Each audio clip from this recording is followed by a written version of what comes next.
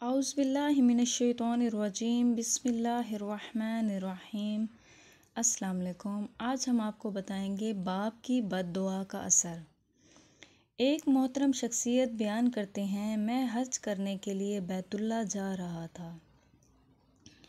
شہر سے باہر نکلا تو مجھے ایک نوجوان نظر آیا جو میرے سامنے سے آگے نکلا۔ میں سوچ رہا تھا کہ یہ اکیلا کہاں جا رہا ہے۔ میں ابھی اسی سوچ میں گم تھا کہ اچانک مجھے اس کی چیخ سنائی دی۔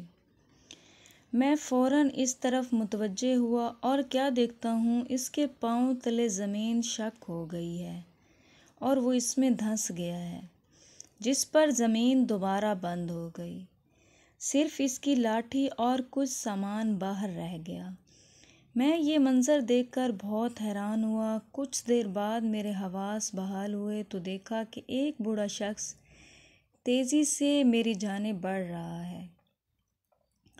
اس نے میرے قریب پہنچ کر کہا، تم نے ایک نوجوان کو تو نہیں دیکھا جس کے ہاتھ میں لاٹھی تھی؟ میں سمجھ گیا یہ اس کا باپ ہے۔ میں نے کہا، ہاں میں نے اسے دیکھا ہے،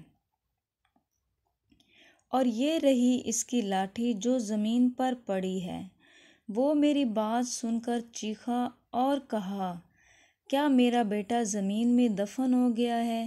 میں نے اسے تسلی دیتے ہوئے کہا، مگر تمہیں کیسے معلوم کہ تمہارے بیٹے کو زمین نگل گئی ہے؟ اس نے کہا، مجھے اچھی طرح معلوم ہے، میں اس سے ناراض تھا۔ وہ ہر کام میری اجازت کے بغیر اپنی مرضی سے کیا کرتا تھا۔ میں اسے جو بھی نصیحت کرتا وہ اس پر دھیان نہ دیتا۔ آج مجھے معلوم ہوا کہ وہ شہر سے باہر جانا چاہتا ہے۔